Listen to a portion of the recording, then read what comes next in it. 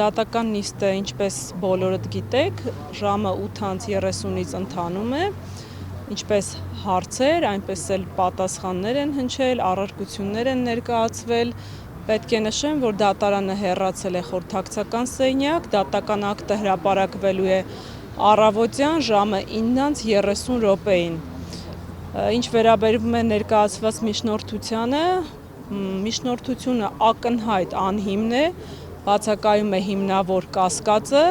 ինչպես փողերի լվացման դրվագով, այնպես էլ քրեական օրենսգրքի մյուս դրվագով, այն է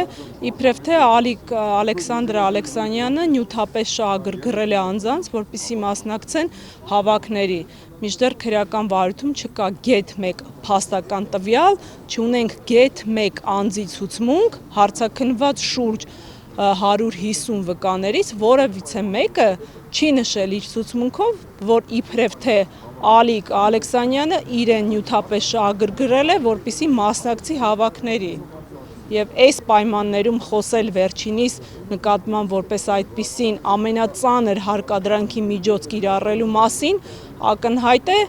ինչի հետ գործ ունենք։ Սա հերթական քաղաքական հետապնդումն է։